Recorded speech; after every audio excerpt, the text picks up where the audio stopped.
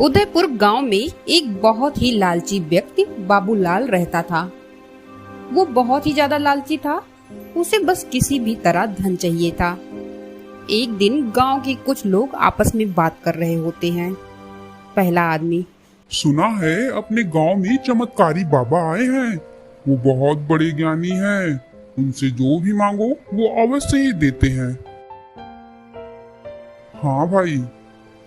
दूसरा आदमी, क्या बोल रहे हो भाई? क्या सच में हमारे गांव में चमत्कारी बाबा आए हुए हैं? अगर ऐसा है तो मैं अवश्य ही उनके पास जाऊंगा। हाँ, कल ही जाऊंगा। पहला आदमी, हाँ हाँ भाई, सुना तो ऐसा ही है। चलो कल सुबह चलकर देखेंगे। मुझे तो काफी कुछ मांगना है चमत्कारी बाबा से। हाँ, बहुत परेशानियां चल रही हैं इस समय। उन दोनों की ये बातें बाबूलाल सुन रहा होता है। बाबूलाल, क्या सचमुच चमत्कारी बाबा हमारे गांव में आए हैं?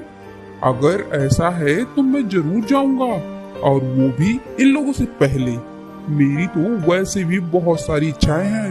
हाँ, उसको पूरा करना मेरे लिए सबसे ज्यादा जरूरी है। उसके लिए मुझे कुछ भी करना हो। थोड़ी देर बाद वो गांव के जंगल में उस चमत्कारी बाबा के पास जाता है। चमत्कारी बाबा एक पेड़ के नीचे बैठे ओम का उच्चारण कर रहे होते हैं। बाबा,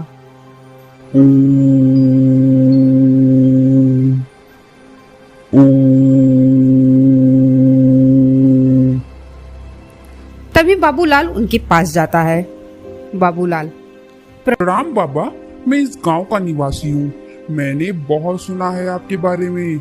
मैं भी आपसे कुछ मांगने आया हूँ। अब मुझे यकीन है कि आप अपनी शक्ति से मेरी इच्छा अवश्य पूरी करेंगे। बाबा, हरिओम। क्यों नहीं बेटा, हमने 100 वर्षों के तप के बाद जो शक्ति पाई है, हम उनकी सहायता से तुम्हारी सहायता अवश्य करेंगे। बताओ तुम्हें क्या चाहिए? बाबूलाल, बाबा मैं तो बस आपकी सेवा भाव से आया हूँ। बाबूलाल मन में, लगता है ये बेहतर काम करेगा। हाँ, बाबूलाल, मैं आपकी आवाभगत करना चाहता हूँ। इसके अलावा मेरे मन में कोई लालसा नहीं है। आशा करता हूँ आप मना नहीं करेंगे। बाबा, आज के इस वक्त में तुम्हारे जैसा इंसान जो बिना किसी लोभ मुझे आमंत्रित कर रहा हो, मैं अवश्य चलूंगा। जिसके बाद चमत्कारी बाबा बाबूलाल के साथ उसके घर जाते हैं। बाबूलाल, अरे भाग्यवान, देखो हमारे घर चमत्कारी बाबा आए हुए हैं। तुम जल्दी से इनके भोजन की व्यवस्था करो। जानकी, क्या सच में? मैंने बाबा के बारे में गांव वालों से बहुत सुना है। हाँ, आप सभी की इच्छा पूरी करते हैं। बाबा बहुत महान हो आप। हम धन्य हो गए बाबा। मैं अभी बाबा के लिए भोजन लेकर आती हूँ। हाँ। जिसके बाद चमत्कारी बाबा के सामने भोजन की थालियां सज जाती हैं और बाबा भरपेट भोजन करते हैं। बाबा, अरे वाह वाह बेटा, इतना स्वादिष्ट भोजन खाकर तो मेरी आत्मा ही संतुष्ट हो गई। वाह, मैं बहुत खुश हूँ। अब बोल बच्चा। बाबूलाल मन में, अरे बाबा, जल्दी से कुछ मांगने को कहो ना। मेरी सांसें सूख रही है। इतना तो हम किसी को नहीं खिलाते जितना तू एक बार में ठूस गया है। बाबूलाल, अरे बाबा, ये तो हमारा सौभाग्य है कि आप हमारे अतिथि बनकर पधारे हैं। बाबा, वत्स, मैं तुम्हें कुछ देना चाहता हूँ। बाबूलाल, अरे बाबा की जय हो। जय हो बाबा की। आप इतनी श्रद्धा से बोल रहे हो तो हमें बहुत सारा धन चाहिए बाबा। बहुत सारा, इतना कि मुझे जीवन में धन की कोई कमी नहीं हो। बाबा, बेटा तुम्हारी इच्छा अवश्य ही पूरी होगी। तभी बाबा उसे 4 मिट्टी के दिए देते हैं। बाबा, बेटा ये 4 मिट्टी के दिए हैं जो तुम्हें धन की ओर ले जाएंगे। जब भी तुम्हें धन की आवश्यकता हो तो पहला दिया जला लेना। दिए की जलते ही तुम्हें एक दिशा दिखाई देगी जिस पर चलकर तुम्हें धन की प्राप्ति होगी। अगर तुम्हें दोबारा धन की आवश्यकता होगी तो दूसरा मिट्टी का दिया जला लेना, जिस पर चलकर तुम्हें फिर से धन की प्राप्ति होगी। अगर फिर भी तुम्हें धन की कमी महसूस हो तो मिट्टी का तीसरा दिया जला लेना, जहाँ से तुम्हें अपार धन मिल जाएगा। लेकिन भूल कर भी चौथा दिया ना तो जलाना है और ना उस दिशा की ओर जाना है। अगर तुमने ऐसा किया तो तुम अपना सर्वनाश कर बैठोगे। बाबूलाल, ठीक है बाबा, मैं चौथा दिया नहीं जलाऊंगा। हाँ बाबा, अच्छा ठीक है बेटा, अब मैं चलता हूँ। इसके बाद वो बाबा वहाँ से चला जाता है। बाबूलाल, ये देखो भाग्यवान, अब मैं धन की तलाश में जा रहा हूँ और खूब सारा धन लेकर ही लौटूंगा। हाँ, फिर देखना हम इस गांव में सबसे अमीर हो जाएंगे। इतना धन होगा कि जीवन भर आराम से जीवन बिताएंगे। हाँ। जानकी, नहीं नहीं, मुझे कुछ ठीक नहीं लग रहा है जी, आप मत जाइए। हमारे पास जितना है उतना ही काफी है जी, आखिर में इतने धन का हम क्या करेंगे। बाबूलाल, अरे भगवान, तुम मूर्ख हो मूर्ख। आखिर धन से बढ़कर भी कोई वस्तु है इस संसार में। अरे तुम चुप करो, मैं जा रहा हूँ और अब तो धनवान होकर ही वापस लौटूंगा। बाबूलाल गाना गाते हुए, दुख भर दिन गई रे भैया, अब तो सुख आयो रे। जय हो बाबा जी, जय हो। बाबूलाल, कितना दिमाग है मुझ में। कैसे चिकनी चुपड़ी बातें करके बाबा से धनवान होने की युक्ति पाली मैंने। वाह वाह रे बाबूलाल, बड़ा बुद्धिमान है रे तू। बाबूलाल वहाँ से एक जंगल की ओर चला जाता है और बाबा का दिया हुआ पहला दिया जला देता है। पहला दिया जलाते ही उसे एक रास्ता दिखाई देता है। बाबूलाल, अरे वाह, ये रास्ता, वो रास्ता जो बाबा ने बताया था। वो उस रास्ते पर चलने लगता है। थोड़ी दूरी पर चलते ही उसे एक बूढ़ी अम्मा दिखाई पड़ती हैं, जो बहुत ही ज्यादा रो रही होती हैं। बाबूलाल, अरे क्या बात है अम्मा, रो क्यों रही हो? और मेरा धन कहाँ है? चलो बढ़िया है, ये मुझे रास्ते में दिख गई। चलो इससे ही पूछते हैं। बाबूलाल, अरे अम्मा, इस जंगल में तुम अकेली और रो क्यों रही हो? बुढ़िया, अरे बेटा, मेरी उम्र पूरी हो चुकी है, अब मैं मरने वाली हूँ, लेकिन मेरा इस दुनिया में कोई नहीं है, इसलिए मैं रो रही हूँ। आखिर मरने के बाद कौन मुझे अग्नि देगा? मेरे पास मेरा जोड़ा हुआ कुछ धन है, लेकिन मैं उसे ही अपना धन दूंगी जो मेरे मरने के बाद मुझे अग्नि देगा। बाबूलाल ये सुनते ही लालच में आ जाता है। बाबूलाल, क्या सच में तुम्हारा कोई नहीं है अम्मा? अच्छा, कोई नहीं है, मैं तुम्हें तुम्हारे मरने के बाद अवश्य ही अग्नि दूंगा। हाँ हाँ, तुम मुझे ही अपना धन दे दो। बुढ़िया, ठीक है, यहाँ से कुछ ही दूरी पर मेरी एक झोपड़ी है, उसमें एक पोटली में मेरा धन रखा हुआ है। मेरे मरने के बाद तुम वो धन ले लेना और मेरे शरीर को मुख अग्नि देना। ऐसा बोलते ही बूढ़ी अम्मा के प्राण निकल जाते हैं। तभी बाबूलाल पास के जंगल में जाकर कुछ लकड़ियां लेकर आता है और उस बूढ़ी अम्मा को अग्नि देता है, जिसके बाद वो उसकी झोपड़ी में जाता है और उससे वहाँ धन से भरी पोटली मिलती है। उसे देखते ही बाबूलाल खुश हो जाता है। बाबूलाल, अरे वाह वाह, इसमें तो सच में धन है, लेकिन ये क्या? ये तो बहुत ही कम है, इसमें भला मेरा क्या होगा? खैर, अब इसे भी रख लेता हूँ। हाँ, धन कितना भी क्यों ना हो, छोड़ना अच्छा नहीं है। हाँ। जिसके बाद वो वहाँ से थोड़ा आगे बढ़ता है। बाबूलाल, इतने कम धन में मेरा क्या होगा? अरे हाँ, मुझे दूसरा दिया जलाना चाहिए। अब बाबूलाल दूसरा दिया जलाता है। दूसरे दिए के जलते ही उसे फिर एक रास्ता दिखाई देता है।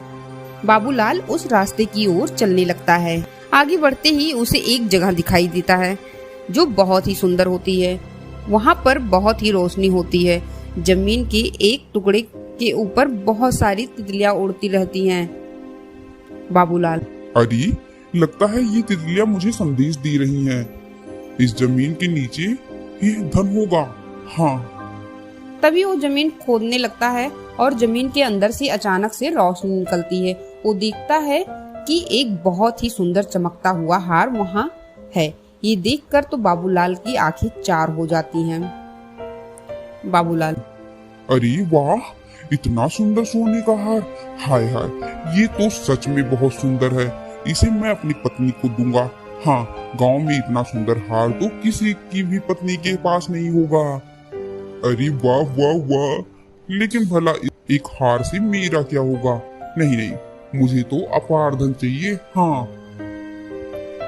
बाबूलाल फिर से आगे बढ़ता है और तीसरा दिया जलाता है। तीसरा दिया जलाते ही उसे फिर से एक रास्ता दिखाई देता है और वो उस रास्ते पर चलने लगता है। तभी वो देखता है कि चारों तरफ कुछ भी नहीं है सिवाय एक विशाल पेड़ के। वो उस पेड़ के पास जाता है। बाबूलाल, अरे न जाने कहाँ होगा अपार धन, मुझे तो कुछ दिखाई नहीं दे रहा है और अब तो मैं थक गया हूँ। जिसके बाद वो उस विशाल पेड़ के नीचे बैठ जाता है। थोड़ी देर बाद उसके ऊपर एक पत्ता गिरता है।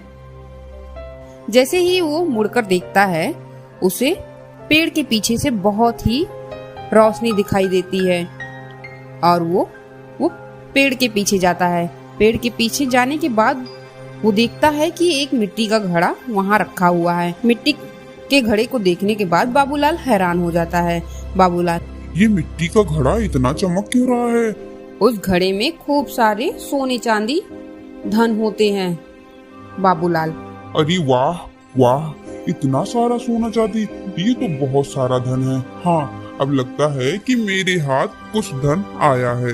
हाँ, लेकिन ये नहीं, ये भी मेरे लिए अपार धन नहीं है। लगता है चमत्कारी बाबा ने मुझे चौथा रास्ता इसलिए नहीं बताया क्योंकि वो खुद ही उस अपार धन को प्राप्त करना चाहता होगा। लेकिन नहीं, मैं ऐसा नहीं होने दूंगा। हाँ, वो अपार धन तो मेरा ही होगा। मैं चौथे दिए को जलाकर उस चौथे रास्ते पर अवश्य ही जाऊंगा। तभी वो चौथा दिया जलाता है और चौथे रास्ते की तरफ चलने लगता है। थोड़ी दूर चलते ही उसे एक महल दिखाई देता है और महल बहुत ही खूबसूरत होता है। महल की खूबसूरती को देखकर वो लालच में आकर उसके पास जाता है। पास जाने के बाद देखता है कि महल बहुत ही ज्यादा आलीशान है। बाबूलाल, अरे वाह, इतना सुंदर महल, ये कितना सुंदर है। लगता है अपार धन मुझे यहीं मिलेगा। बाबूलाल इस महल के अंदर जाता है। वो देखता है कि एक बहुत ही बूढ़ा व्यक्ति चक्की चला रहा होता है और उसके आसपास अपार धन पड़ा होता है। इतना धन देखकर वो खुश हो जाता है। बाबूलाल, वाह वाह वाह, इतना धन तो मेरे लिए अपार होगा। लगता है ये मेरे लिए ही है। हाँ हाँ। बूढ़ा व्यक्ति, आओ आओ बेटा, मैं जानता हूँ तुम यहाँ इस अपार धन की तलाश में आए हो। ये सारा धन तुम्हारा ही है, लेकिन तुम्हें और धन भी मिल सकता है। क्या तुम और धन चाहते हो? बाबूलाल, क्या कहा? और धन? क्या सच में मुझे इससे भी अधिक धन मिल सकता है? मुझे तो बहुत सारा अपार धन चाहिए। हाँ हाँ, मैं इस संसार में सबसे अधिक धनी होना चाहता हूँ। बूढ़ा व्यक्ति, अच्छा तो ठीक है, अगर तुम और भी ज्यादा धन पाना चाहते हो तो उसमें तुम्हारी मदद ये चक्की ही करेगी। ये जादुई चक्की है, तुम जितना इसे चलाओगे उतना ही धन तुम्हारे पास आता जाएगा। ये सुनकर बाबूलाल खुश हो जाता है और चक्की जो वो बूढ़ा आदमी चला रहा होता है उसे चलाने लगता है। ऐसे देखते ही देखते वहाँ अपार धन का ढेर लग जाता है और बाबूलाल चक्की चलाते चलाते थक जाता है। थोड़ी देर बाद बाबूलाल, अब बस, अब और नहीं, अब और ये चक्की नहीं चला सकता मैं। मुझे इतना ही धन पर्याप्त है। लेकिन जैसे ही वह चक्की को छोड़ना चाहता है, चक्की उसे नहीं छोड़ने देती है। वो चाह कर भी अपने हाथों को चक्की से हटा नहीं पा रहा होता है। बाबूलाल, अरे ये क्या हो रहा है मेरे साथ? आखिर मेरे हाथ क्यों इस जादुई चक्की को नहीं छोड़ पा रहे हैं? बूढ़ा व्यक्ति। बेटा, ये सब तुम्हारे ही अपार धन की लालच की देन है। मैंने भी तुम्हारी ही तरह उस चमत्कारी बाबा का चौथा दिया जलाया था और यहाँ और अधिक धन के लालच में आ गया था। बाबा के मना करने के बाद भी जो यहाँ आता है वो यहाँ से नहीं जा पाता। वो सदैव के लिए इसी अपार धन के बीच रह जाता है। बाबूलाल ये सुनकर हैरान हो जाता है। बाबूलाल, ये आप क्या बोल रहे हैं? नहीं नहीं, ऐसा नहीं हो सकता है। बूढ़ा व्यक्ति। ये सच है बेटा। अब तुम यहाँ से तभी जा सकते हो जब कोई तुम्हारी तरह ही लालची इंसान अपार धन पाने की लालच में यहाँ इस महल में आ जाए, और अगर कोई नहीं आया तो तुम्हें यही इस चक्की को चलाते रहना होगा। ये सुनकर बाबूलाल जोर जोर से रोने लगता है। बाबूलाल रोते हुए, हाय हाय, ये मैंने क्या कर लिया? अपार धन पाने की चाह में अपना सर्वनाश कर बैठा। मुझे अधिक लालच नहीं करना चाहिए था। हाय हाय। इस कहानी से हमें ये शिक्षा मिलती है कि लालच बुरी बला है। चीजों का हमें हद में इस्तेमाल करना चाहिए। ईश्वर ने हमें जो भी दिया है, जितना भी दिया है, वो हमारे लिए पर्याप्त है। लालच करने से न उससे कुछ ज्यादा होगा न ही कम। सर्वनाश अवश्य ही हो सकता है। धन्यवाद।